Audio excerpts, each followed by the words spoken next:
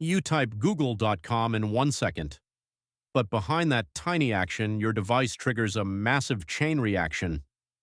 Your browser, operating system, DNS servers, routers, encrypted connections, and distant data centers all wake up instantly, and if one step fails, the page never loads.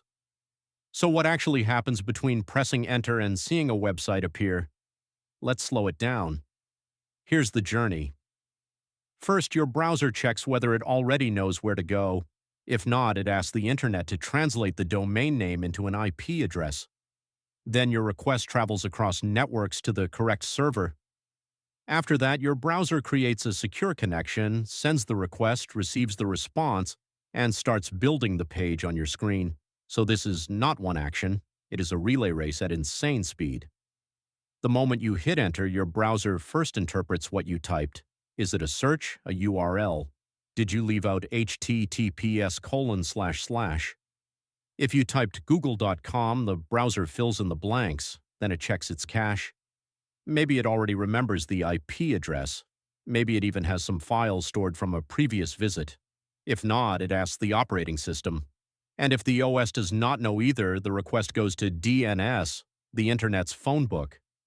DNS translates google.com into an IP address because networks do not route names, they route numbers. That translation usually happens so fast you never notice it, which is unfair because DNS is doing clerical sorcery, but DNS is not always one quick lookup. The browser may check its own cache, then the OS, then the router, then your ISP's DNS resolver. If none of them has the answer, the resolver may ask other DNS servers until it finds the right one. Only then does your device know where to send the request. Next, your data gets split into packets and starts traveling through your Wi-Fi, your router, your ISP, and multiple routers across the internet. Not in a straight line either, more like organized chaos with good forwarding skills. Now here is the part people often miss. Reaching the server is still not enough. Before sending sensitive data, your browser wants a secure connection, so it opens a TCP connection. Then, if the site uses HTTPS, it performs a TLS handshake. This is where your browser checks the site's certificate, verifies it is legitimate, and agrees on encryption keys. In plain English, are you really who you say you are? Good. Now let's talk privately. That little padlock in your browser? Hard-earned. Now the browser can finally send the HTTP request.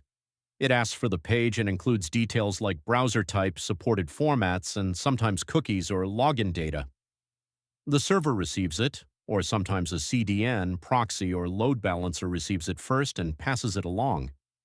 Then the backend does its work, fetching data, talking to databases, generating HTML or returning the data, often in a format called JSON. Once the response comes back, your browser starts parsing it. But the first HTML file is only the beginning. It finds CSS, JavaScript, images, fonts, and more, and requests those too. So one URL can trigger dozens of extra requests. That one enter key? Very dramatic. And here is the real twist.